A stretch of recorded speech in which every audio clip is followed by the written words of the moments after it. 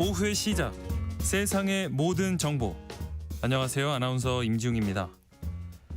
최근 홍콩에서 발생한 대형 화재가 전 세계를 놀라게 했습니다.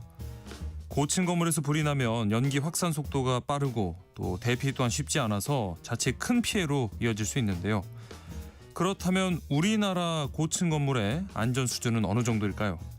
잠시 뒤 이슈 톡톡에서 국내 고층 건물의 화재 대응 체계와 안전 실태 자세히 짚어보겠습니다. 일자리를 잃은 분들에게 든든한 버팀목이 돼주는 존재가 바로 실업급여인데요. 하지만 일각에선 이 제도가 오히려 노동 의지를 떨어뜨린다는 비판이 제기되면서 실업급여를 둘러싼 논란 더욱 뜨거워지고 있습니다. 오늘 세모정 톡톡 상담소 직장인 생존백서에서는 이 실업급여를 둘러싼 오해와 진실, 그리고 근로자라면 꼭 알아야 할 핵심 정보들 차근차근 짚어보겠습니다. 저희 방송은 KBS 라디오 유튜브 채널을 통해서도 실시간으로 시청 참여하실 수 있습니다. 많은 관심 부탁드리면서 KBS 라디오 세상의 모든 정보 지금 시작합니다.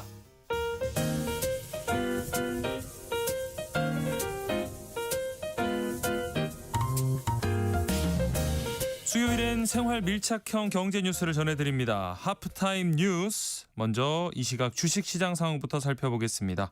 장현재 시황캐스터 연결돼 있습니다. 안녕하세요. 안녕하세요. 네, 미국 연방준비제도의 이 기준금리 결정을 하루 앞두고 코스피가 소폭 상승하면서 출발했는데 지금까지 좀 상승세가 이어지고 있을까요? 네. 하지만 코스피 계속해서 경계 모드를 이어가면서 상승폭이 그렇게 크진 않습니다. 네. 현재 지수 0.2% 오름세로 4,152포인트 기록하고 있습니다. 오늘 수급적으로는 개인과 외국인이 사고 기관만 팝니다. 외국인 현재 984억 원 순매수하고 있고 개인 역시도 419억 원 매수 우위 기록하고 있습니다. 기관만 홀로 1,500억 원 가까운 팔자 포지션 취하고 있습니다. 네. 시가총액 상위 종목 중에선 모처럼 반도체 투톱이 일제히 상승합니다. 특히 SK 하이닉스 상승폭이 더 큽니다. 3.7% 상승 중인데요. 미국 증시의 주식 예탁 증서 ADR로 상장하는 방안을 검토 중이라고 밝히자 기업 가치를 재평가받을 것이란 기대감이 커지고 있습니다. 네. 자, 코스닥 쪽은 분위기가 어떨까요? 네, 코스닥 지수도 상승합니다만 오름폭이 크진 않습니다. 네. 역시 0.3% 정도 상승하면서 지수는 934포인트 기록하고 있습니다. 이쪽도 수급 상황은 대동소이합니다. 개인과 외국인은 매수 우위, 기관만 팔고 있습니다. 외국인 금액은 소폭이지만 21억 원 순매수하고 있고요.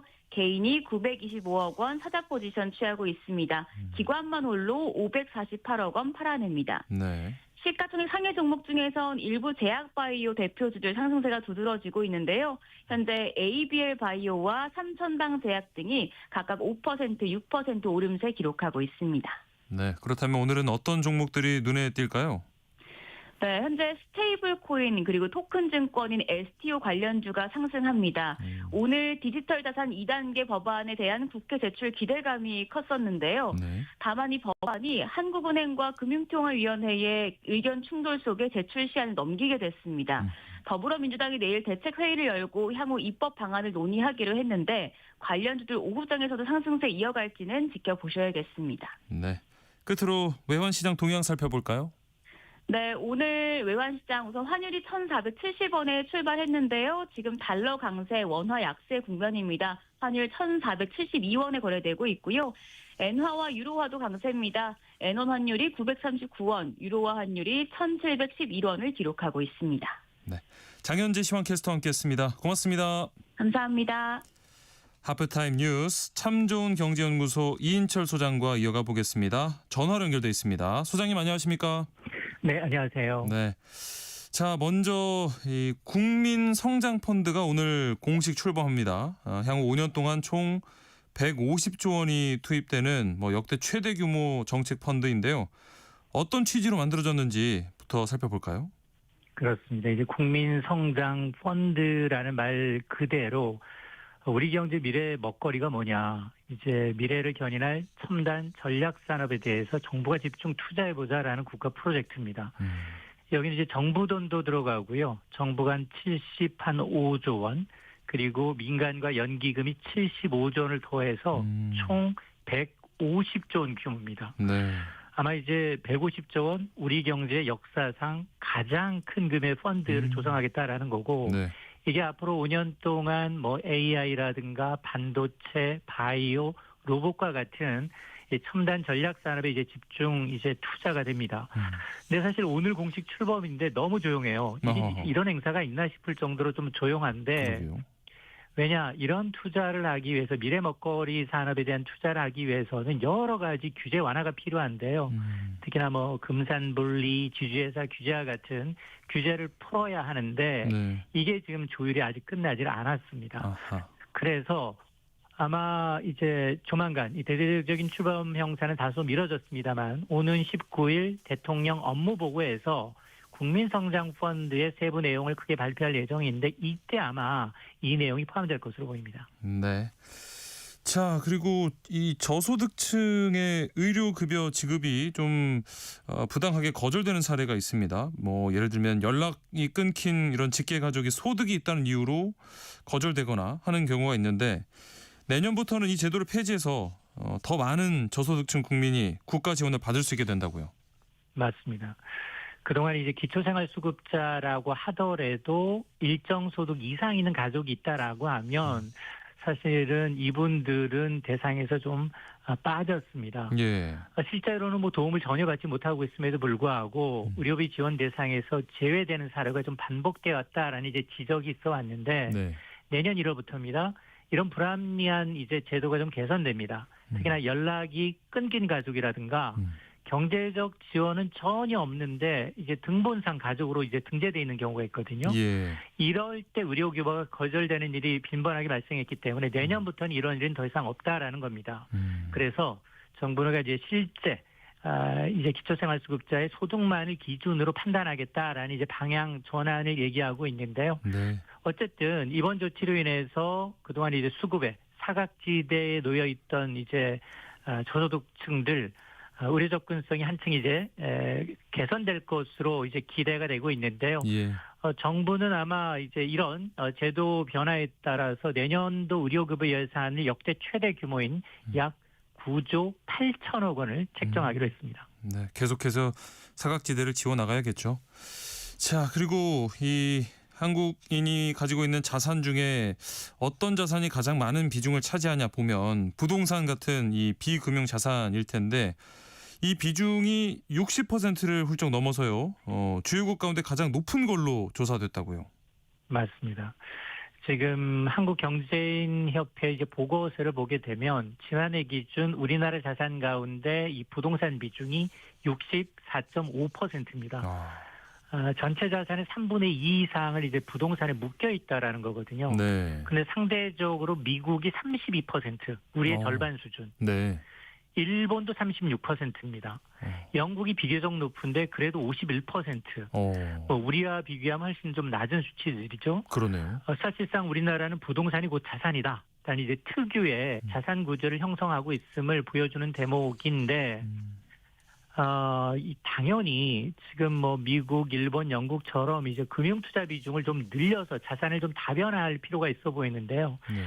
이건 아마 정부가 지금 이제 이 자산 구조, 특히나 이제 시중의 유동성을 부동산에서 이제 주식이나 이런 금융자산 쪽으로 유도하는 것과 이제 일맥상통하는데, 네. 어쨌든 이런 이제 부동산 쏠림이라는 게 기업들로 하여금은 투자 자금을 좀 부족하게 만들고, 또 가계 자산은 이제 부동산이 오를 때는 좋지만 하락기엔 또 이제 성장이 둔화되는 시기에는 부동산 가격이 떨어질 수도 있거든요. 예. 그렇게 되면 결국 경제 전반에 대한 중장기적인 활력을 떨어뜨릴 수 있기 때문에 앞으로 이제 그러면 어떻게 이 제언을 하고 있느냐?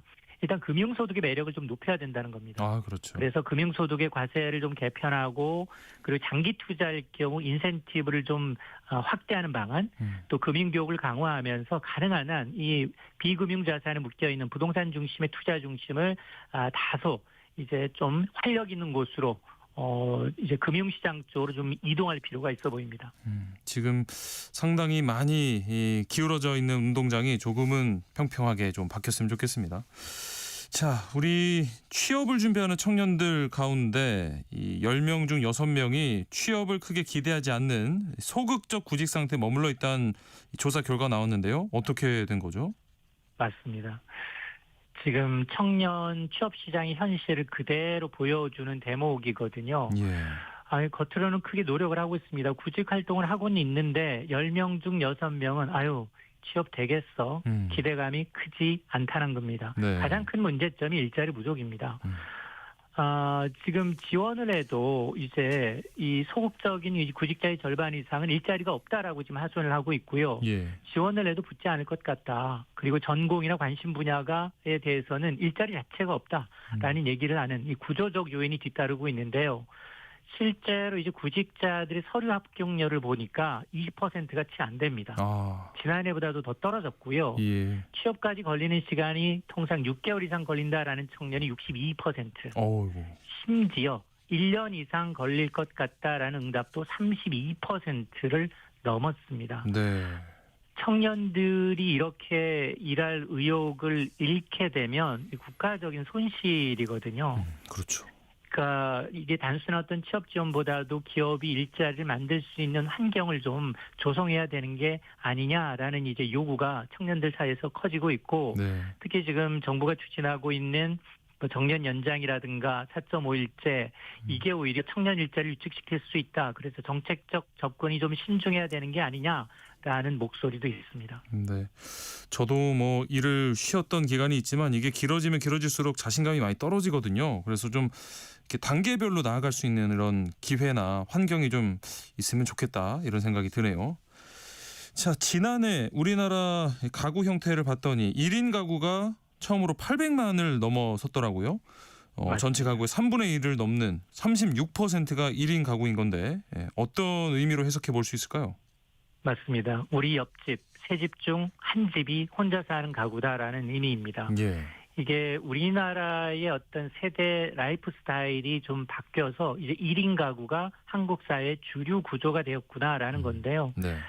이렇게 되니까 우선 뭐 저출산 고령화 영향이 워낙 커서 특히 1인 가구 가운데 70세 이상은 20%로 가장 많았습니다. 네. 사별하거나 건강 문제로 홀로 사시는 어리신 분들이 빠르게 늘고 있다는 거고, 네. 특히 이제 20대 이하 이제 청년층도 결혼과 출산이 늦어지다 보니까 1인 가구 비중이 급격하게 좀 늘고 있는 추세입니다. 네. 문제는 경제적 취약성인데요.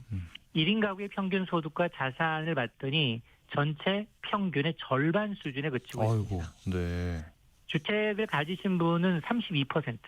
상당히 좀 낮았고 예. 절반이 넘는 사람들이 연소득 3천만 원 미만에 이어서 주거 문제, 의료 문제, 노후 분야에 있어서 위험에 노출될 가능성이 크다라는 건데요. 네. 이 수치는 단순한 어떤 인구 통계가 아니라 앞으로 뭐 주거 정책, 복지 정책, 지역사회 안전망을 어떻게 설계해 나가야 되는지에 대해서 어떤 방향성을 제시하는 신호입니다. 네. 자, 갑자기 사업장이 폐업을 하거나 도산하면서 근로자가 찾아가지 않은 퇴직연금이 1,300억 원 이상 쌓여 있다고 하는데요. 본인도 모르게 이렇게 놓친 퇴직연금이 있다면 어떻게 확인하고 찾아갈 수 있을까요? 일단 파란창에다가 네. 어카운트 인포를 이제 치시게 되면 거기에 내가 이제 못 찾아간 퇴직연금이 얼마인지를 다 알아볼 수가 있는데요. 이 사실은 퇴직연금이라는 게 기업한 재직 기간 동안 일정 급여를 금융기관에 적립한 겁니다. 예. 퇴직할 경우 이를 연금이나 일시금으로 이제 받을 수 있는데 이거를 가입한 사실 자체를 알지 못하는 경우 아니면 일하던 회사가 문 닫았기 때문에 이제 구조적으로 모르는 경우가 있는데 네. 지금까지 1,309억 원 정도가 이제 적립금이 지금 찾아가지 않았는데 이게 약 7만 5천 명의 근로자가 와. 1인당 평균 174만 원에 이 아까운 돈을 놓치고 있다는 겁니다. 예. 그래서 이 금감원도 일단 연말까지는 이 찾아주기 캠페인을 진행하고 있고요. 네. 또 행정안전부도 최신 주소 정보를 활용해서 등기 우편으로 직접 안내를 하고 있습니다. 네. 근데 앞서 제가 이제 금융결제원 어카운트 인포에 접속하시게 되면 이게 바로 이제 어느 정도 이제 퇴직금이 있는지 여부 네. 그리고 이제 중요한 건 이게 사라지는 돈이라 안전하게 보관되고 있기 때문에 본인 확인만 되면 누구든지 찾아갈 수 있기 때문에 네. 아마 한 번쯤 확인해 보시는 게 좋겠습니다. 네, 검색창에 어카운트 인포라고 검색해 보시기 바랍니다. 자, 그리고 온누리 상품권을 이용한 이른바 상품권 깡이 꾸준히 적발돼 왔는데 앞으로는 적발되면 부당 이득의 최대 3배까지 과징금을 물게 되는 이런 처벌이 대폭 강화된다고요? 맞습니다. 이 사실은 그동안 이제 이 중고장터에서 이런 상품권 깡들이 반복적으로 적발돼 왔거든요. 네. 특히나 이제 추석 명절 때 온누리 상품권 할인 폭이 클 때 현금화했다가 네. 또 이제 현금화하려고 하는 수단으로 이제 활용에 대한 이게 전부 다 불법입니다. 예. 그래서 이 처벌을 대폭 강화하겠다는 겁니다. 앞으로 이제 상품권 깡이 적발이 됐다 이럴 경우에는 부당이득의 최대 3배까지 과징금을 좀 부과할 수 있는데요. 네. 기존의 2천만 원 이하의 과태료보다도 훨씬 강한 제재죠.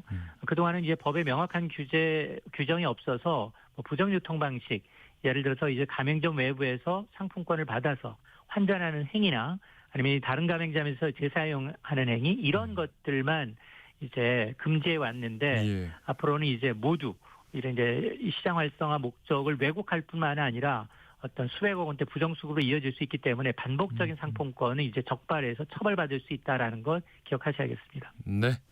오늘 하프타임 뉴스 여기까지 하겠습니다. 참 좋은 경제연구소 이인철 소장과 함께했습니다. 고맙습니다.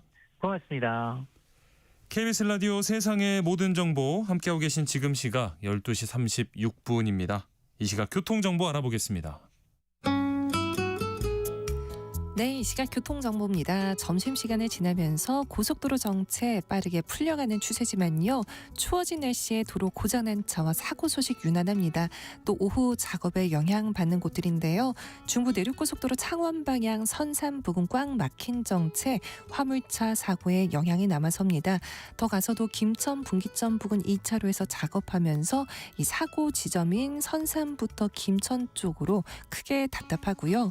통영 대전고속도로 대전 방향도 지곡 1, 2차로가 모두 사고로 차단돼 뒤로 3km 구간 꽉 막혀 있습니다. 또 부산 외곽고속도로 창원 쪽 금정산 터널 2차로와 갓길 고장난 화물차로 차단돼 차로 잘 살펴서 진입하셔야겠고요.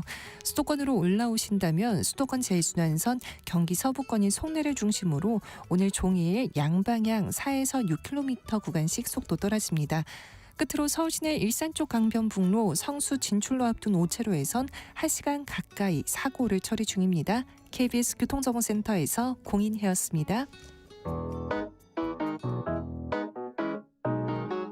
세상의 모든 정보는 청취자분들의 관심과 참여를 기다립니다. 방송 들으시면서 궁금한 점이 있거나 의견 공유하고 싶은 분들 계시면 문자 보내주세요. 추첨을 통해 모바일 쿠폰 보내드리겠습니다. 참여하실 번호는 샵 9730이고요. 짧은 문자 50원, 긴 문자 100원의 이용료가 부과됩니다. 콩 게시판을 통해서는 무료로 참여하실 수 있고요. KBS 1라디오 유튜브 채널을 통해서도 실시간으로 시청 참여하실 수 있습니다. 얼마 전 홍콩에서 발생한 고층 아파트 화재 참사 소식에 많은 분들이 놀라고 또 걱정도 많이 하셨을 겁니다. 수백 명의 사상자를 낸 이 비극적인 사건을 보면서 우리나라도 초고층 건물이 많은 만큼 과연 우리의 고층 건물들은 안전한지 점검의 필요성이 제기되고 있는데요.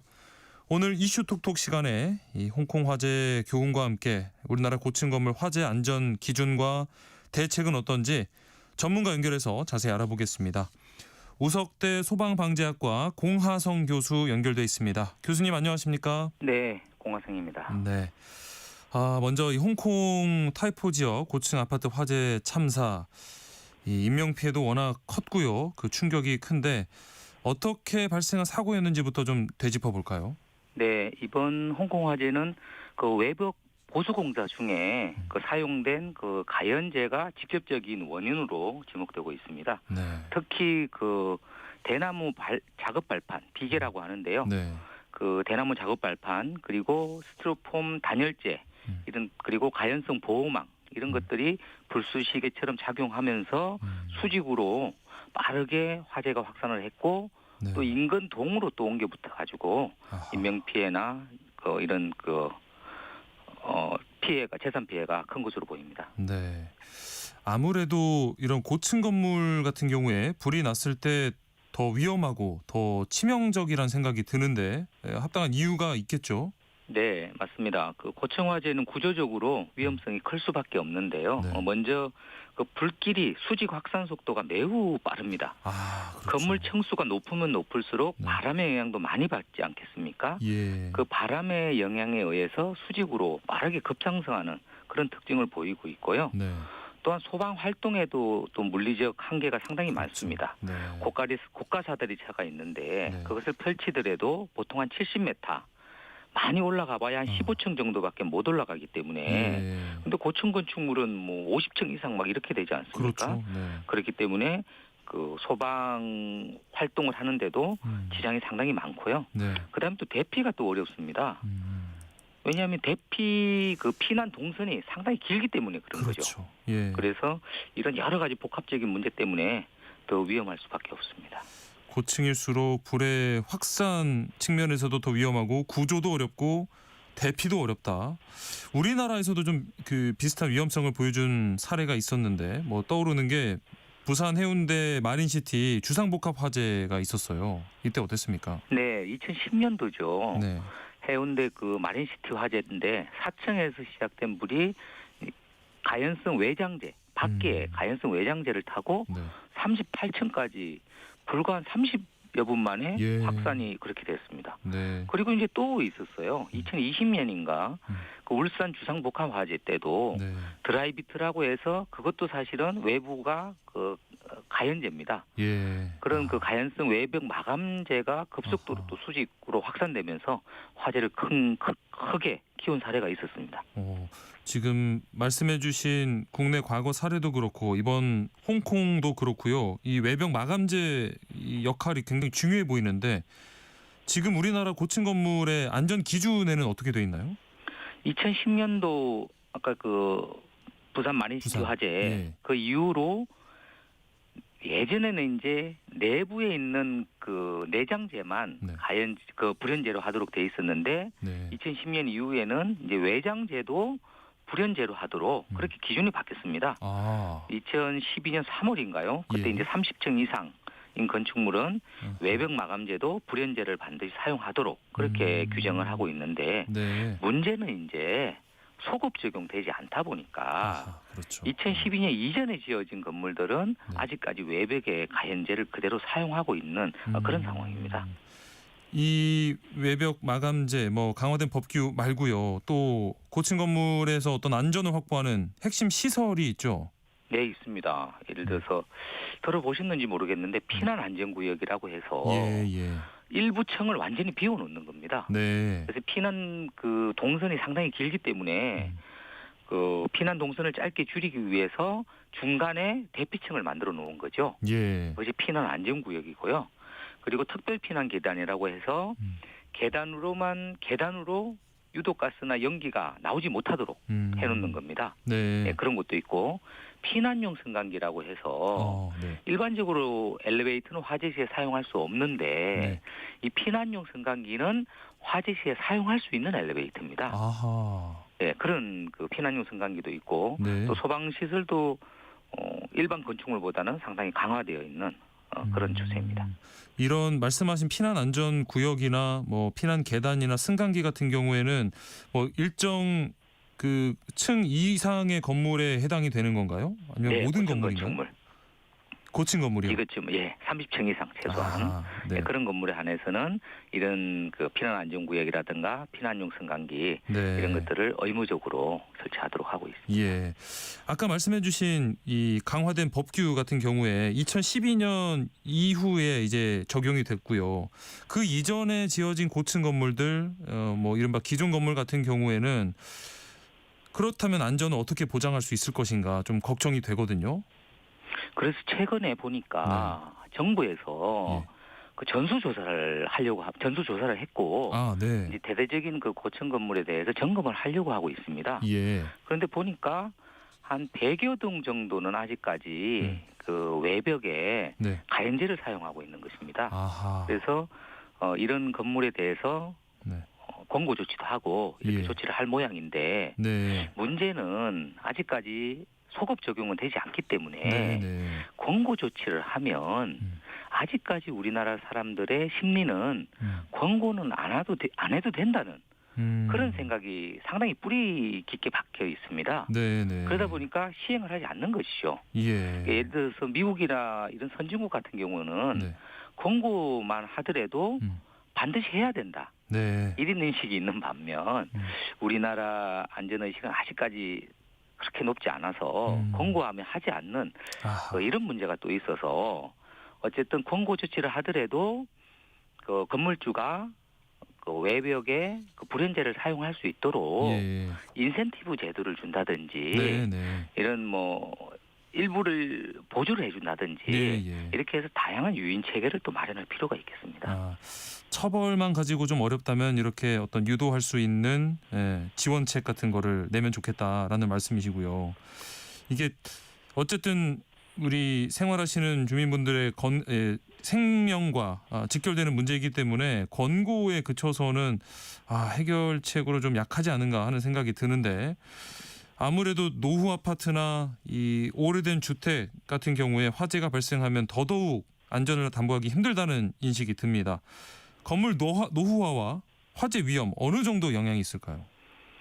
건물이 노후화될수록 화재 위험은 더 클 수밖에 없습니다. 네. 건물만 노후화되면 괜찮은데 거기에 있는 전기 배선이 있지 않습니까? 그렇죠. 전기 배선도 또 노후화되는 거예요. 네. 그리고 예전 건물일수록 가연제를 많이 사용했습니다. 예. 그렇기 때문에 더 위험할 수밖에 없고 네. 또한 오래된 건물일수록 스프링클러 이런 것들이 설치되지 않았을 가능성이 잘 안 돼 높습니다. 있겠죠. 네. 예, 최근에는 법이 강화돼서 스프링클러도 6층 이상이면 스프링클러 전체 다 설치하도록 돼 있었는데 네. 뭐 예전에는 뭐 11층, 16층 이상은 돼야지 스프링클러 설치하도록 이런 규정이 있었거든요. 예. 그리고 또 규정이 예전에는 약화돼 있다 보니까 피난 통로가 또 협소하고 좁습니다. 네, 네. 그러니까 대피하는데 또 시간이 많이 걸리는 거죠. 예. 이런 문제점들이 있습니다.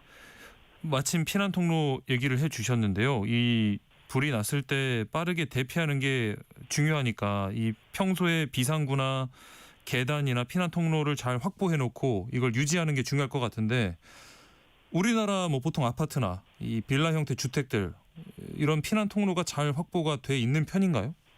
현실적으로 잘 안 되고 있습니다. 그렇죠. 복도나 계단이 사실은 중요하지 않습니까? 예. 복도를 통해서 계단으로 나가서 지상으로 대피를 해야 되는데 네. 그 집안에 들여놓기가 조금 곤란한 물건들 좀 크기가 있거나. 예를 들어서 뭐 자전거라든지 예. 잘 쓰지 않는 이런 물건들을 네. 복도나 계단에 놔두는 경우가 상당히 많습니다. 그렇죠. 많이들 그리고 그러시죠. 네. 예, 그리고 또 그 방화문 있지 않습니까? 철문으로 되어 있는 네. 그 문은 평상시 항상 닫혀 있어야 되는데 네. 그게 좀 불편하다고 해서 도어 스토퍼 이런 걸 가지고 네. 문을 항상 또 개방해 놓는 경우가 또 많이 있습니다. 맞습니다. 네, 이런 것들 우리가 고쳐 나가야겠습니다. 어떻게 뭐 법적으로나 제도적으로 이걸 이렇게 규제할 수 있는 방법은 아직 없을까요?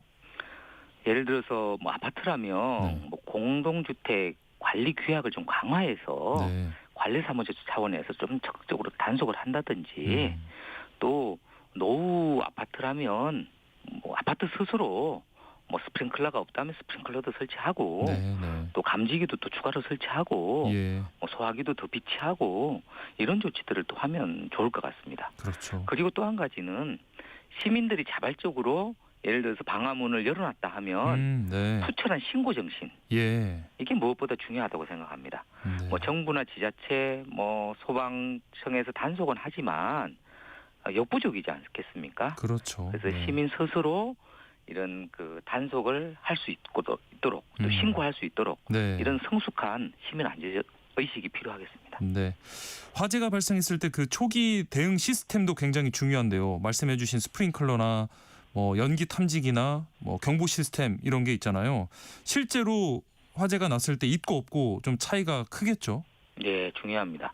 화재가 발생하고 일반적으로 네. 한 3분 정도 지나면 예. 불 끄기가 어려운 상황이 됩니다. 3분이요. 그렇기 때문에 자동으로 화재를 감지할 수 있는 화재 감지기라든지 또 자동으로 감지해서 불을 끌 수 있는 스프링클러라든지 네. 이런 것들 정말 중요합니다. 예. 특별히 스프링클러 같은 경우 뭐 화재 발생 후에 보통 1, 2분 내에 자동으로 작동되기 때문에 초기에 불길을 잡는데 아주 효과적이라고 할 수 있습니다. 그러면 화재를 발견했다면 이 주민이 가장 처음 해야 할 일은 뭘까요? 일단 불이야 하고 소리를 크게 지르면서 네. 소화기로 불을 끌려고 하기보다는 대피가 우선입니다. 대피부터. 네. 예. 그래서 소화기로 불을 끈다든지 119에 신고하다가 시간이 지체되면 잘못하면 내 생명도 위태로울 수 있기 때문에 네. 불이야 소리를 크게 지른다든지 빨갛게 이렇게 동그란 게 발신기라고 있습니다. 예. 이게 벨이 안 울렸으면 그거를 그렇죠. 누르면서 눌러서. 빨리 대피할 수 있도록 하는 게 중요하고요. 네. 일반적인 엘리베이터는 사용하지 마시고 피난용 승강기라면 사용할 수 있으니까 피난용 승강기를 타고 빨리 내려오시든지 일반 엘리베이터는 사용할 수 없으니 그때는 계단으로 대피를 하는 게 중요하겠습니다. 빠르게 대피할 수 있도록 미리 주변을 잘 파악해 두는 게 중요하겠네요. 맞습니다. 네. 또 한 가지 예. 유독가스에 의한 질식사가 정말 많거든요. 네.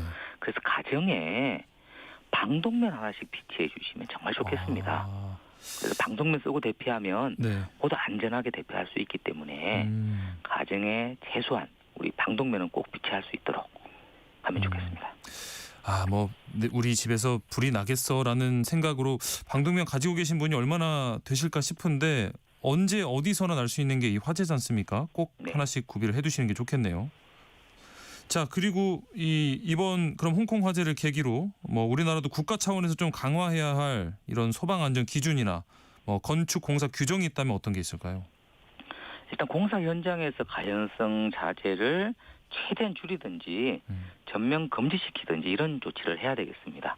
네. 현재도 우리나라에서는 그 작업용 발판 이런 곳에 그 가연제를 많이 사용하고 있거든요. 예. 철제를 사용하면 꽤 이제 미끄럽기 때문에 네네. 이런 나무라든가 이런 가연제를 많이 사용하고 있는데 어쨌든 대체제를 마련해서 가연성 자재를 최대한 줄이는 것이 무엇보다 중요하리라고 그렇게 생각을 합니다.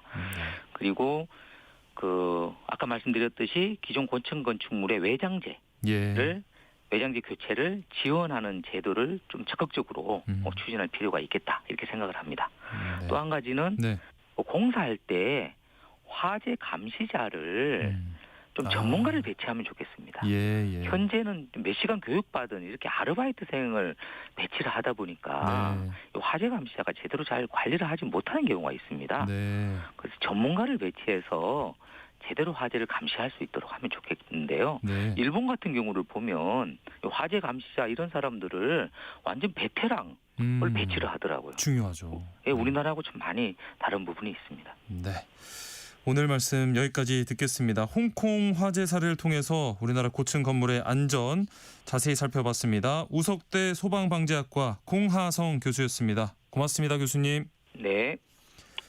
자, 1부 끝에 루시드 폴의 보이나요 들려드리면서 1부 순서 여기서 마무리하겠습니다. 잠시 후 2부에 오늘의 뉴스 또 라디오 생존백서 또 이다의 북마크 코너 기다리고 있습니다. 잠시 뒤에 찾아오겠습니다.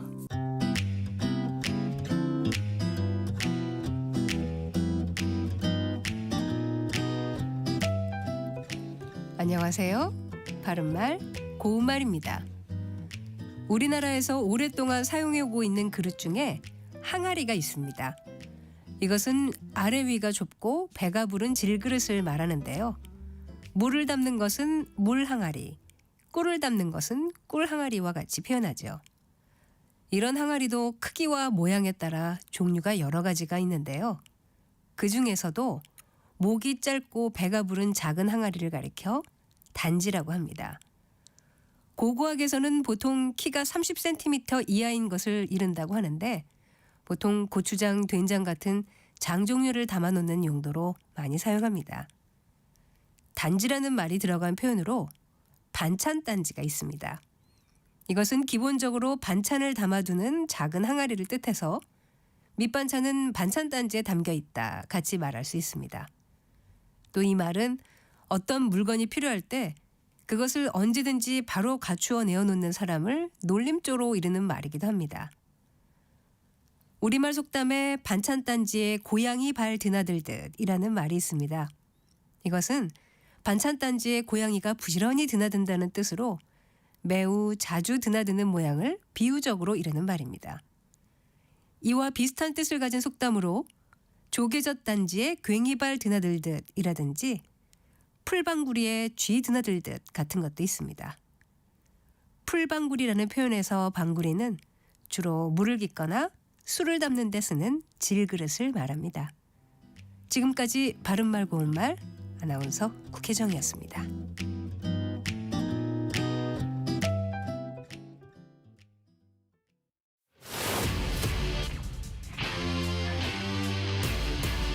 토론에 정답은 없습니다.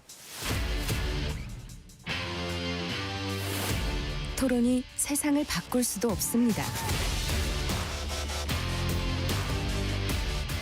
하지만 질문은 새로운 세상을 만들 수 있습니다. 질문으로 올바른 세상을 만드는 첫걸음. 평일 저녁 7시 20분 KBS 열린 토론.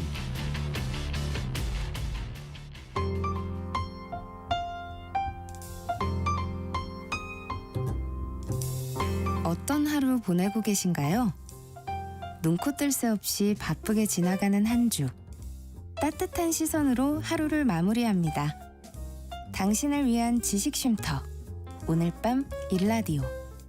월요일부터 금요일 매일 밤 10시 5분에 시작합니다.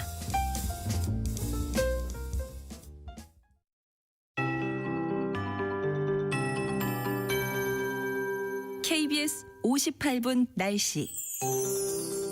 어제보다 기온이 조금 오르면서 공기가 다소 온화해졌습니다. 오늘 예상 낮 최고 기온은 서울 10도, 대전, 대구 12도, 강릉과 광주, 전주, 부산 13도, 제주 17도 등으로 평년 기온을 5도 안팎 웃돌겠습니다. 하늘에는 구름이 많이 껴 있는데요. 차차 흐려지겠고 강원 중북부 내륙과 산지에는 오후부터 저녁 사이에 빗방울이 떨어지거나 눈이 날리는 곳이 있겠습니다. 한편 동쪽 지역에는 건조주의 보가 내려진 곳이 많고 동해안에는 건조경보가 발효 중입니다. 또 전국에 산불 위기경보 주의 단계도 내려져 있는 가운데 바람이 다소 강하게 불고 있어 작은 불씨가 큰 불로 번질 위험이 높으니까요. 불 조심하시기 바랍니다. 목요일인 내일은 전국에 비나 눈 소식이 있습니다. 비의 양은 대부분 5에서 10mm 정도가 되겠고 강원 산지와 동해안에는 많게는 10cm 이상의 눈이 내려 쌓일 전망입니다. 비나 눈은 내일 낮에 대부분 그치겠지만 동해안은 모레까지 이어지는 곳이 있겠고요. 또 내일 전국에 찬바람도 강하게 불면서 기온이 떨어져 모레 금요일 아침에는 서울이 영하 4도까지 내려가는 등 반짝 추위가 찾아올 전망입니다. 현재 서울의 기온은 6.6도, 습도는 66%입니다. 송소진입니다.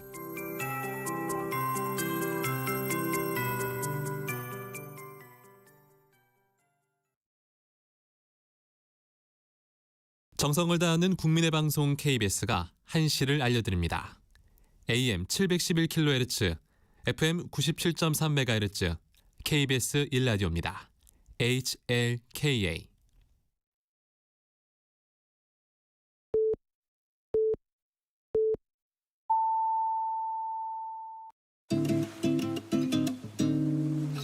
나른한 오후를 책임질 영양 만점 지식 비타민. 세상의 모든 정보.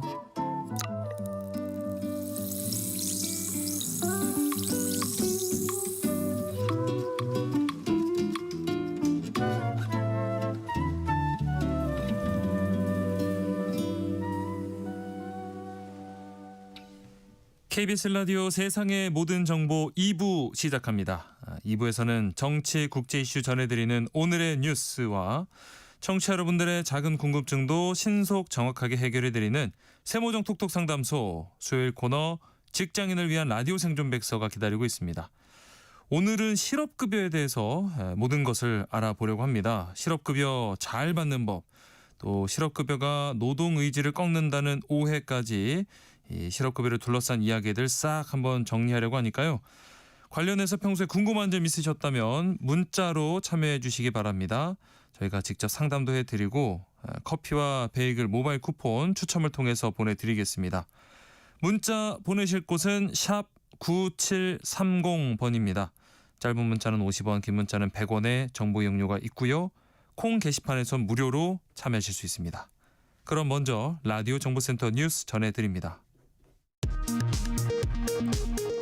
통일교가 대선 전후로 국민의힘은 물론 여권 정치인에게도 금품을 건넸다는 의혹이 불거진 가운데 이재명 대통령이 여야 지위 고하와 관계없이 엄정하게 수사할 것을 지시했습니다.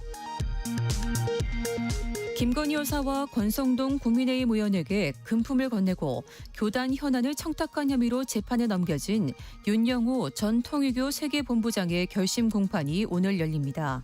윤 전 본부장은 앞서 더불어민주당 정치인들에게도 정치 자금을 줬다고 증언했는데 실명이 추가로 공개될 경우 정치적 파장이 예상됩니다.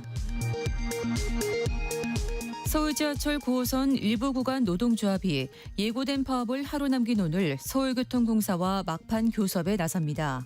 서울 지하철 1에서 8호선을 운영하는 서울교통공사 1, 2, 3 노조는 오늘 12일 총파업을 예고한 상황입니다. 지난달 취업자가 1년 전보다 22만 5천 명 늘었다고 국가데이터처가 발표했습니다.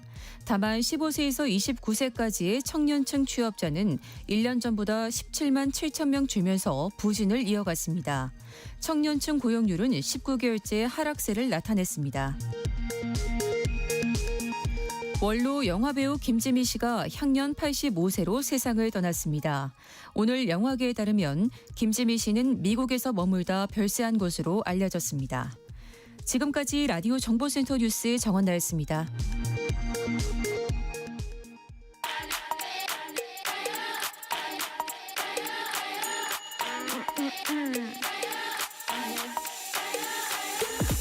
혹시 뉴스 빠뜨리셨나요? 한낮에 전해진 소식들 꼼꼼히 정리해드리겠습니다. 오늘의 뉴스 조현정 시사평론가와 함께합니다. 안녕하십니까? 네, 안녕하세요. 어제가 이제 정기국회 올해 마지막 날이었는데 국회 본회의는 뭐 고성과 항의와 막말로 아수라장이 됐어요. 네, 국민의힘이 예고했던 대로 필리버스터에 들어갔어요. 네. 그런데 국민의힘 나경원 의원이 필리버스터를 하던 도중에 오원식 국회의장이 마이크를 끄도록 지시하는 일이 있었는데요. 네. 그러니까 이게 마이크 끄기 전에 오원식 의장이 계속 의제에 맞는 발언을 하라 이렇게 몇 차례 경고를 했습니다. 네. 그러니까 원래 필리버스터에서는 안건에 대한 얘기를 해야 되거든요. 예. 근데 요 시점에 다뤄야 될 안건이 가맹사업법 개정안 이걸 주제로 하고 있었어요. 네. 그렇지만 나경원 의원은 그 내용이 그 사법파괴 악법을 철회해라. 대장동 항소 포기에 국정조사를 실시해야 된다. 이런 좀 주제와 관련 없는 발언을 이어갔고요. 그러네. 그래서 오원식 의장이 계속 경고를 하다가 나경원 의원 발언 시작된 지 13분 만에 마이크를 껐고요. 예. 18분 만에 다시 켰는데 11분 뒤에 또 다시 끄게 됩니다. 그러니까 우원식 의장은 국회법 145조 회의 질서 유지 조항 이걸 근거로 들었고 그러니까 안건에 맞는 내용을 해야 된다라는 거였고 그래서 가맹사업법 의제를 다루겠다고 하면은 마이크를 다시 켜드리겠다 이렇게 얘기를 했어요. 근데 이게 마이크 꺼진 시간이 길어지니까 본회의장에서 이게 무선 마이크도 등장을 해가지고 대체로 뭐 쓴다 이런 거였는데 예. 우원식 의장이 세상에 무슨 무선 마이크를 그런 국회 본회의장에 갖고 오는 게 어디 있느냐 뭐 이렇게 하면서 사과해라 이렇게 했는데 나경원 의원이 이 마이크 내가 갖고 온 거 아니다 이러면서 서로 맞섰어요. 예. 국민의힘 의원들은 입틀막이다라고 주장을 하고 있습니다. 국회의장이면 다냐 마이크를 켜달라 이렇게 외쳤고요. 네. 우미애다 그러니까 추미애 의원 이름하고 오원식 의장 이름 따가지고 네. 지금 오원식 의장이 하는 행동이 우미애다 예. 이렇게 얘기도 나왔고요. 민주당 의원들은 이 나경원 의원 행동을 보고 개인 방송국이냐 쇼츠 분량 다 땄으니까 이제 내려와라 이렇게 비꼬기도 했습니다. 예. 그러니까 결국에는 어떤 오원식 의장이 마이크를 끄게까지 만드는 이런 그림을 위한 것이었느냐 이런 비토가 민주당에선 나온 거고요. 네. 오원식 의장은 이런 국회의 모습을 보이는 게 너무나 창피해서 더는 회의를 진행할 수 없다라면서 정회를 선언했습니다. 네, 보는 국민들도 참 창피한 상황이고요. 통일교 의혹이 지금 이제 민주당 여권으로 번지고 있는데 이재명 대통령이 국무회의에서 이 종교단체 해산 문제를 또 꺼냈습니다. 사실상 통일교를 겨냥한 게 아니냐 해석이 나오는데 또 야당에서는 이걸 겁박이라고 비판하고 있고요. 네, 그러니까 이재명 대통령이 국무회의에서 조원철 법제처장한테 위법 종교단체 해산 가능 여부를 확인하고 물어보는 거였어요. 네. 그래서 조원철 법제처장이 조금 말을 하기 조금 부담스러워하는, 왜냐하면 너무 이제 생중계되고 네, 공개돼가지고 네. 그러다가 대답을 한 게 종교단체가 조직적으로 굉장히 심한 정도의 위법 행위를 지속했을 때 해산이 가능하다라는 취지로 네. 대답을 했습니다. 예. 근데 요 굉장히 심한 정도라는 이 정도를 구분하기가 굉장히 애매하기는 해요. 그렇죠. 예. 그래서 이재명 대통령이 이 대답을 듣고 이제 지적을 한 거는 개인은 범죄를 저지르면 제재를 받지 않느냐. 법인이나 재단도 헌법과 법률을 위반하면 해산시켜야 된다. 이런 지적을 했는데 사실 가까운 예시가 일본입니다. 네. 일본은 과거에 옴진리교도 그랬고 예. 이번에 통일교 그 아베 전 총리 뭐 이런 것 네, 때문에 네. 이렇게 해산을 할 수 있는데 우리는 법적으로 그런 게 없어요. 네. 근거가 없는 것이고 이 내용이 국무회의에서 이제 대통령이 언급을 하니까 국민의힘은 공개적으로 겁박한 것이다 이렇게 비판을 하고 있고요. 네. 국민의힘 장동혁 대표는 민주당의 불리한 증언이 나오자 더 말하면 씨를 말리겠다고 공개 겁박한 것이다 이렇게 비판했습니다. 근데 대통령실에서는 그 통일교뿐만이 아니라 종교계 전반을 향한 메시지 성격이 있다라는 해석도 나오고 있는데요. 네. 사실 뭐 정교 유착이라는 게 종교로 봤을 때는 통일교뿐이라고 할 수 있을지, 그리고 정당으로 봤을 때는 국민의힘뿐이라고 할 수 있을지, 요거는 뭐 미지수거든요. 네. 통일교가 그리고 애초에 정당에 그렇게 접근을 했다면 집단 당원 가입까지 시키고 정교하게 막 연결줄을 만들어서 접근을 한 거잖아요. 네. 그러면은 상식적으로 봤을 때 한 정당에만 이렇게 몰아서 하진 않았을 거예요. 예. 어딘가에 이게 집권 세력이라는 건 항상 돌아가면서 있는 건데, 네. 예. 그럼 뭔가 보험을 들어놓는다라는 측면에서 네. 그렇게 좀 상식적으로 접근을 할 수 있는 건데 이게 또 통일교뿐일까? 왜 그 최근에 뭐 교회를 중심으로 이루어진 극우 세력의 확장 이런 것도 사회적인 문제로 떠올랐고요. 네. 그래서 뭐 어느 쪽이든 간에 정교 유착을 겨냥한 것으로도 해석이 나오고는 있고요. 네. 특히나 이재명 대통령은 그 경기도지사 시절 때 이때가 코로나 팬데믹 때였는데 네. 신천지 관련한 시설에 대해서 강제조사 들어가면서 그 종교단체하고 충돌이 있어도 그걸 불사하고 밀어붙였던 경험이 있어서 네. 그런 것들이 좀 뭐 바탕이 됐다라는 시각도 있습니다. 또 여권 일각에서는 이재명 대통령이 이런 민주당 정치인 연루 의혹을 선제적으로 털어내고 가기 위한 것이다. 뭐 이런 해석도 나오고 있습니다. 네. 자, 그리고 통일교가 이 민주당 의원들에게 금품을 제공했다는 의혹에 대한 사건을 특검이 국가수사본부에 넘겼죠. 네, 그러니까 특검팀 그 윤영호 전 본부장이 뭐 민주당도 지원을 했다라고 진술을 해서 특검팀이 그 진술을 확보하고 그 내사 사건 번호를 부여해서 사건 기록을 만든 겁니다. 네. 네, 그 김건희 여사 연루 의혹을 그러니까 특검 자체가 김건희 특검팀 해가지고 그 뭐 내란이라든가 이런 김건희 여사 연루 의혹을 다루는 그런 취지를 고려했을 때. 요 내용은 별건이다. 수사 대상이 아니라고 봤다는 게 특검팀의 설명이었잖아요. 네. 그리고 그 윤영호 전 본부장이 주장하는 그 내가 민주당 측을 지원했다라고 주장하는 시점은 이 특검이 다루는 2022년 대선보다 이전에 뭐 2017년, 18년 뭐 요때 얘기가 나오니까 시기적으로도 특검팀 수사 대상과는 거리가 있다라는 게 특검팀의 설명이고요. 예. 그러면서 특정 정당을 의도적으로 수사하지 않았다는 시각은 전혀 사실이 아니다라고 설명을 했는데 그렇지만 뭐 사실 뭐 무슨 얘기를 해도 즉각적으로 이제 대응하지 않은 것, 시간을 끌었다라는 비판은 피하기 어려워 보이고요. 네. 지금 뭐 통일교 직원들은 또 윤영호 전 본부장하고 다른 말을 하고 있고 어쨌든간 그러면 뭐 그 정도라고 따지자면 윤영호 전 본부장이 가장 깊게 관여를 했을 가능성도 있는데 오늘 윤영호 전 본부장의 결심은 공판이라서요. 네. 여권 측 인사들 실명을 공개하면서 폭로할 가능성에 무게가 실리면서 귀추가 주목되고 있습니다. 네. 일단 이 중에서 처음으로 지금 실명이 언급된 게 전재수 해양수산부 장관인데요. 어떤 내용이죠? 예, 그 사실 어제도 뭐 기자들 사이에서 몇 명 이름들이 좀 떠돌아다니고 뭐 네. 소위 말하는 지라시 형태로도 다니고 뭐 그렇게 하는데 네. 일단 윤곽이 이렇게 공개적으로 이름이 거론된 거는 전재수 해수부 장관입니다. 네. 윤영호 전 본부장이 전재수 장관에게 2018년부터 2020년 사이에 3, 4천만 원 상당의 현금을 줬고 또 명품 시계를 2점 줬다라는 진술을 한 거예요. 예. 네, 전재수 장관은 지금 한국에 없다고 하는데 SNS에다가 일단 반박글을 썼어요. 예. 전부 허위다. 단 하나도 사실이 아니다. 개인적 영역에서도 의정활동도 다 통일교를 포함한 어떤 금품도 받은 사실이 없다라고 강하게 항변을 했습니다. 예. 근데 그 특검이 사건 번호를 부여해가지고 별도 기록으로 정리를 했고 그게 지난 11월 초순이라고 하는데요. 네. 이렇게 정식 사건 번호가 부여되면 특검 수사 기간이 끝나서 기존 사건이 종결이 돼도 수사를 이어갈 수 있는 겁니다.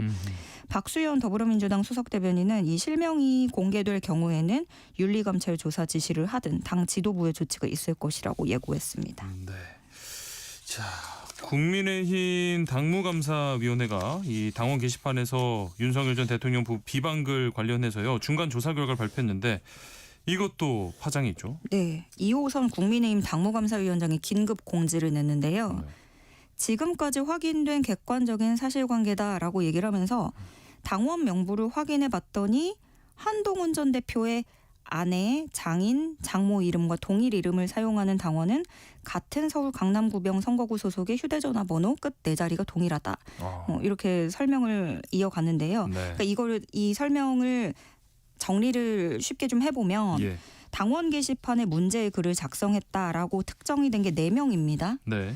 근데 요게 지금 그럼 한동훈 전 대표의 부인, 장모, 장인, 딸 이름이 같아요, 다. 네. 근데 요 4명이죠. 이 4명 중에 3명이 모두 서울 강남병 지역구에 거주하는 것으로 나타났고 예. 전화번호 뒷자리가 모두 똑같다는 겁니다. 아하. 그리고 4명 중에 3명이었으니까 나머지 1명은 예. 이 국민의힘 당무감사위에서 밝힌 게 이 한 명도 이 한 전 대표의 딸하고 동일한 이름을 쓴 당원인 건데 네네. 재외국민이라는 사실을 이번에 밝혔습니다. 근데 한동훈 전 대표의 딸이 한국과 미국 이중 국적자입니다. 그래요. 네. 그래서 지금 이런 단계 논란이 불거지고 나서 지난해 12월 16일부터 19일 뭐 하루 차이 뭐 이렇게 하루 이틀 차이 두고 이 4명이 다 같이 탈당을 했다고 그 내용도 밝혔는데 예. 시기적으로 봤을 때는 굉장히 거의 동일한 시기였다. 이렇게 나온 겁니다. 예. 지금 친한계에서는 뭐 반발이 상당히 거센 것 같은데요. 네, 인격살인이라고 하고 있는데요. 네. 박정훈 의원은 CBS 라디오에서 제정신이 아니다. 자녀의 실명까지 다 냈다. 그런 인권 유린이 어디 있냐 이렇게 비판을 했고요. 네. 우재준 의원도 도대체 무슨 법적 근거로 당원 정보를 함부로 공개한 것인지 설명해야 된다. 충분한 설명이 없을 시 적절한 조치를 검토하겠다. 강조를 했습니다. 그러니까 전반적으로 친한계는 이거는 정치적인 의도가 다분히 있는 것이다. 이렇게 의심을 하고 있어요. 그렇지만 또 당내 신동욱 수석 최고위원은 뭐 개인정보보호법 얘기도 하면서 공개하면 안 된다고 하는데 현실적으로 이 단계 논란은 그 선을 넘어선 것이고 당대표라는 분이 가족까지 동원을 해서 대통령을 비난하는 게 정당했던 행동인가 그걸 물어보는 것이다. 당원 게시판이 뭐 익명이라서 뭐 누구에게든 자유가 있다 이런 걸 논하는 게 아니다. 뭐 이런 부분을 꼬집었고요. 예. 그리고 이렇게 좀 당원 게시판 당무감사에 뒤숭숭한 가운데 오늘은 갑자기 인요한 의원이 국회의원직을 사퇴를 했어요. 그렇죠. 본인의 그 사퇴 배경으로는 뭐 비상계엄 사태에 관련한 당의 대응에 아쉬움이 있다. 국회의원직을 떠나서 본업에 돌아가길 원한다. 뭐 이렇게 밝히긴 했는데요. 처음에 뭐 장동혁 대표 비롯해서 지도부가 만류를 했었는데 떠난 거라고 들려옵니다. 네. 근데 그 인요한 의원이 비례대표 그 국민의힘 위성정당 국민의 미래 비례대표로 국회에 입성을 한 건데 네. 그러면 이렇게 되면은 비례대표 다음 순번인 이소희 전 세종시 의원이 의원직을 승계하게 되는 거고요. 한동훈 전 대표 당원 게시판 논란, 인요한 의원 갑작스런 사퇴. 그런데다가 안 그래도 그 장예찬 전 청년 최고위원을 여의도연구원 부원장에 유력 검토하고 있다라는 얘기가 들리면서 네. 여러 갈래로 지금 뒤숭숭하고요. 또 다른 불씨가 될 거라는 말도 나오는데 당 내용에 또 변수로 작용할 수도 있겠습니다. 네. 자, 다음 소식으로 넘어가 보겠습니다. 이 다카이치 사나이 일본 총리가 독도를 두고 일본 영토라는 억지 주장을 다시 폈네요. 네, 다카이치 총리가 그 독도, 그러니까 일본에선 다케시마라고 주장을 하고 있죠. 네. 다케시마는 역사적 사실에 비춰볼 때도 국제법상으로도 명백히 일본의 고유 영토라는 기본 입장에 근거해 의연하게 대응해 갈 것이라는데 변함이 없다라고 밝혔습니다. 다만 이제 시마네현 그 독도가 있는 그 본인들이 이제 시마네현 쪽이다 관할이다 주장을 하고 있는데 그래서 다케시마의 날 행사를 매년 2월 달에 해왔거든요. 예. 여기에 또 정부가 인사를 파견을 했는데 그럼 격상할지 이 여부는 언급하지 않았습니다. 일본 정부가 2013년부터 올해까지 보낸 거는 차관급 정무관을 보내왔었거든요. 그래서 이거를 장관급으로 뭐 격상을 할지 안 할지 뭐 요것도 봐야겠고요. 네. 그냥 정부 대표를 강요로 장관으로 격상할지 적절히 대응할 것이다. 요 정도 톤으로만 아직은 밝히고 있는 상황입니다. 네. 같은 날 이 한국과 일본 법률가들이 일본 정부와 기업에 일제강점 및 강제 동원, 일본군 위안부 피해자에 대한 배상을 즉시 이행하라 촉구하는 공동선언 발표됐어요. 네, 양국의 그 한국과 일본의 법률가 240여 명이 도쿄 일본 변호사연합회 회관에서 기자회견을 열고 네. 과거사 문제 해결을 요구하는 한일 법률가 공동선언을 발표했습니다. 그 한일 국교정상화는 60주년 맞았고 광복 80주년을 맞아서 공동선언을 내놓은 건데요. 네. 이들은 한국 대법원이 강제동원 노동자에 대한 일본 기업의 배상 책임을 인정했다라는 부분을 얘기하면서 양국 재판부가 과거 판결에서 그 피해자 배상 청구권이 한일 청구권 협정했다고 해가지고 그 피해자한테 배상해야 되는 것들이 소멸된 것이 아니라고 봤어요. 예. 또 그 한국 법원이 위안부 피해자들의 그 반인도적 범죄 피해에 대해서 일본의 법적 책임을 인정을 했는데 일본은 또 법치 국가이고 그래서 이런 것들은 국제법에 뭐 위반했다고 해가지고 국가 면제를 적용할 수 없다. 이렇게 얘기를 했으면 그러니까 소멸되지도 않고 하나의 개별 국가가 면책될 수도 없다. 그렇죠. 뭐 이렇게 정리를 하는 거고요. 네. 특히 또 일본 정부와 기업은 이런 판결의 이행을 거부해서 피해자들의 고통이 지속되고 있다라고 지적을 했습니다. 그리고 여기에 더불어서 그 탄광, 한국인 노동자 유골 수습과 반환, 또 제1한국인의 법적 지위, 한국 문화재 반환 등 이렇게 얘기를 하니까 한일 간에 풀어야 할 문제들이 참 많은데요. 네. 이런 식민지 지배에서 비롯된 문제가 아직 해결되지 않았다라고 한국과 일본의 변호사들이 법률가들이 이렇게 짚어냈습니다. 네.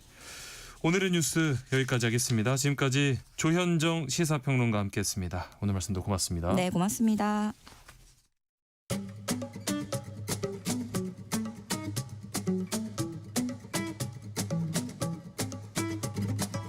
지금 바로 세모정에 물어보세요.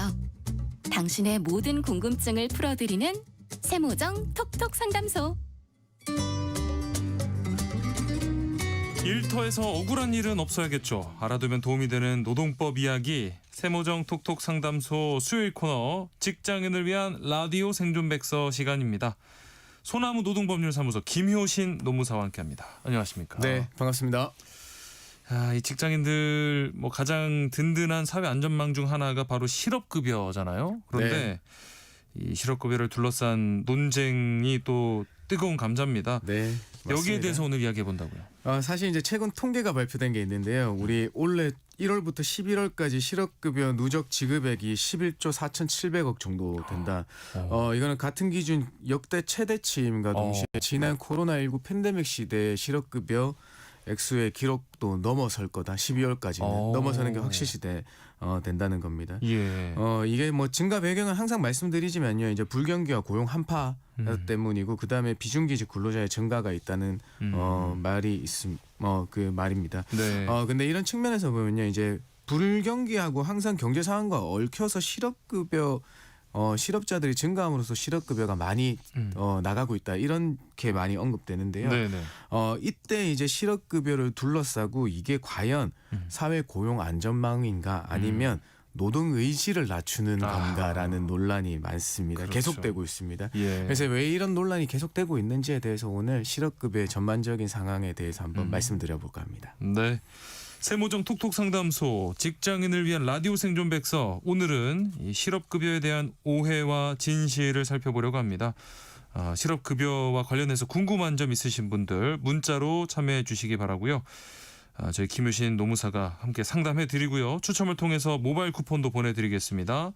문자 보내실 곳 샵 9730번입니다. 짧은 문자는 50원, 긴 문자는 100원의 정보 이용료가 있고요. 콩 게시판과 KBS 라디오 유튜브 채널 통해서는 무료로 참여하실 수가 있습니다. 방금 말씀해 주신 것처럼 이 실업급여를 두고 벌어지는 논쟁, 이 노동 의지를 감소시킨다 하는 부분인데 네. 왜 이런 말이 나오는 걸까요? 사실 우리가 이제 실업급여는 상한액과 하한액이 결정돼 있어서 그렇습니다. 네.